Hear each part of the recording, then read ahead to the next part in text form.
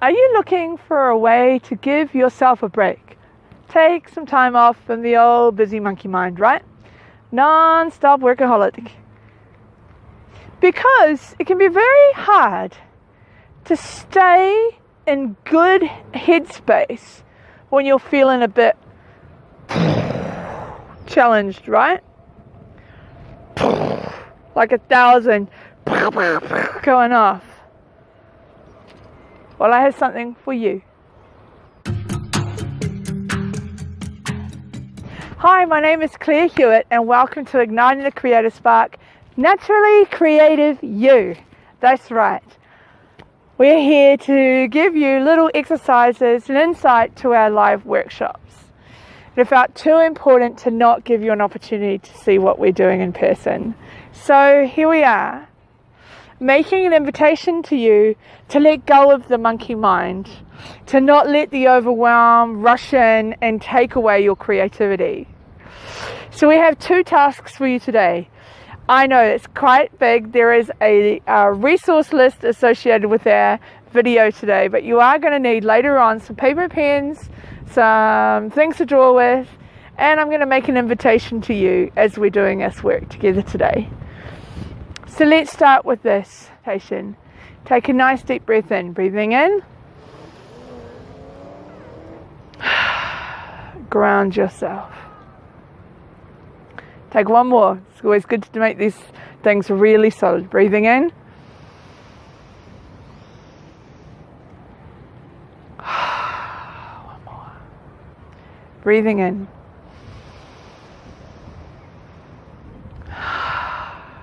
Okay. Today's invitation, you're going to love it. It's called a wealth walk. So special mission to you is this. Please go get a piece of paper and pen at the conclusion of this little bit of our video, because we're going to pause and give you an opportunity to go on the wealth walk. Walk out wherever you need to walk. But I invite you to walk for as long as you need to walk. Really take the time to tune into your intuition. Give yourself a break from the work you're doing, right? And trust me, the break you give yourself now is going to infuse your work and make your work easier to do later. The monkey mind, remember? A busy mind does not help productivity. Go for your wealth walk. Give yourself permission to receive the downloads of Universal Source, the uploads of Mother Earth, and hear the words of wisdom for you. And this might even be those random jobs or ideas or things that you have to get done. But take an opportunity to pause, write those things down, and then come back and reconnect with me later. But before you go, one last special task. While you are out on your walk, can you please look for a leaf? And that is going to be in part of our part 2, which of the session, which will be in leaf drawing exercise. So please grab a leaf on your walk, capture those beautiful words. I look forward to seeing you shortly and seeing the next part and doing. Hello and welcome back. I hope you had a beautiful walk and collected a leaf, because now we're going to move on to the next part of our exercise, which is leaf drawing. So this is me signing off for the moment, and when we come back in again, it will be with the resources listed below, but just want to add the words pastels or chalks to the list would be fantastic. Okay, see you shortly. Thanks. Diary, stay simple it is.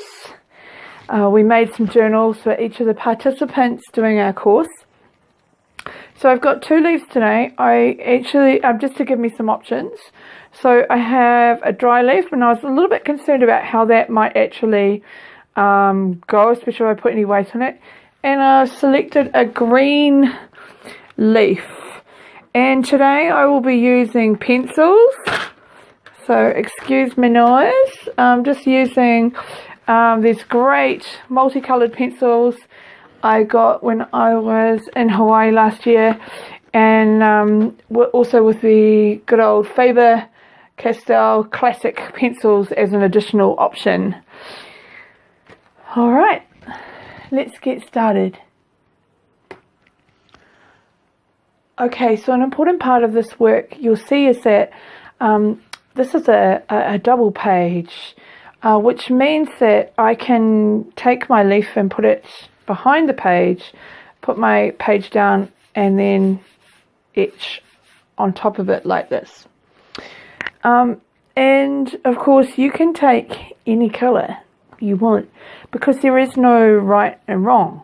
Okay, that's the beauty of this exercise. There is no right and wrong. So I'm just going to see what happens.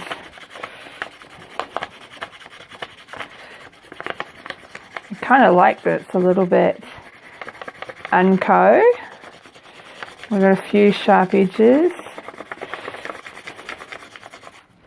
Okay, so I'm just going to add a little bit of colour. And you think, but because this leaf image can be multicoloured and multi-layers to give you the effect that you want to have. So next I'm just going to go in with a bit of green, and I can hear my leaf cracking a little bit. But I'm starting to see my leaf line appear, so I'm going to be quite firm as I go over that surface. And I'm feeling I want to bring a little bit more of that colour in on the other side, just to help fill that space again. And as you see, you can see, because I've started to bring that other leaf shape in, it started to bring in that colour in. So what I'm going to do is start to point that colour over the top, that second one, to resemble the shape of the leaf that's emerging underneath. Beautiful. And I sort of love how these sort of few little streaks. Ooh, look at this beautiful pattern that is starting to emerge. Okay, I'm coming in again now with my green. And of course, I'm going to just be a little bit soft in the way that I come in, so that I can start to pick up some of those inside surfaces that are missing. Now, for the purposes of this part of the exercise, I actually have my book upside down so that you guys can see it in the correct way, but that is not how it actually looks to me. So when I do turn it over later to do some work on it, I will be holding it in a slightly different position. Okay, oh, love all these little lines that are emerging. So this is why crayons are really, really good over the pencil. However, I really love those colours that have emerged. So that's me using it with a dry leaf. You can see my leaf has, I'm going to bring it over. There we go. My leaf's cracked a little bit, and it didn't quite, it sort of picked up the circle on the underside, but I kind of love that shape. So the next thing to do, once you're happy with the colours, and really take your time and enjoy that, is to add any words or inspirational shapes or things you would like to add to give that texture and layer. So for me, I'm just going to shift this to a place where I can read it all right. And I'm going to go with the word that came to me while I was on my wealth walk. Most importantly, of course, I think, is patience and gratitude. Ooh, that's pretty. Okay, I'm bringing it around to show you. Patience and gratitude. That's nice. Okay, let's see if I can pick up this other leaf. I feel like I might not be able to, but what I'm going to do is I'm going to go with the more vein heavy side, and I'm going to reposition it. Ooh, a lovely shape down there. Might go to the Fable. I'm feeling a pale pink peach colour. Getting a sense of where it is on your page. And just sort of rubbing lightly to see where that shape is. Ooh, that leaf was good. And you can reposition your leaf to create a new shape, and that new shape, may help to tell a new story. And in fact, that new shape may additionally add to the story that you're telling, which is a beautiful way of bringing in those words from your walk that you went on, your wealth walk. I hope that was a satisfying experience for you. I find wealth walks to be really a joyful part of my week. In particular, when I need to get off the computer, I just got to get out into the world and experience some joy. So there we go. That's the 330 classic peach colour, which I've just layered there. And I'm going to layer this again with a more vibrant orange colour. And I'm going to start, I'm actually going to push it over slightly and see if I can sort of add a lovely sort of like orange, deeper orange on the outside. Ooh, so nice. Okay, let's see if I can match the alignment with my other ones. It doesn't really matter. This is really just part of the process of mindfulness, artistic expression, just letting yourself go and being in the moment, right? Enjoying the creative process. Nothing has to be right, and there's no wrong. You can't go wrong, right?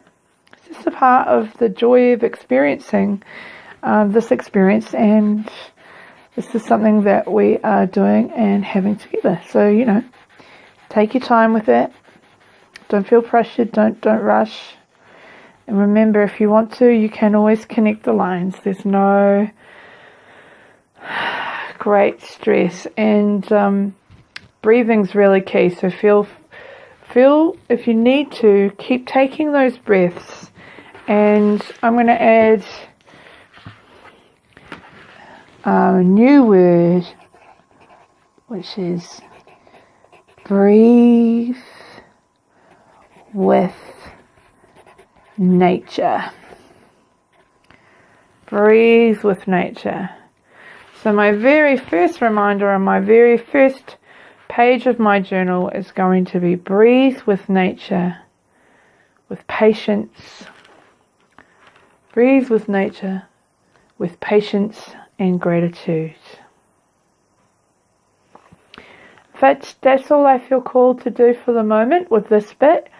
As we move away from this section, I will see you shortly.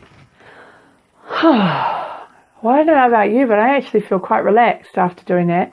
There's something really nice about taking the time to make choices, giving yourself permission to make mistakes, and just letting something creative come out of you.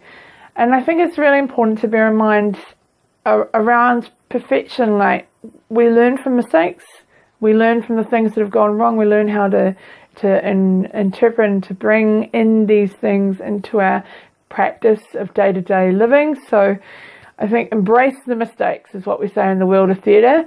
Embrace the mistakes, find the joy, laugh anyway, and carry on, because that's all that matters.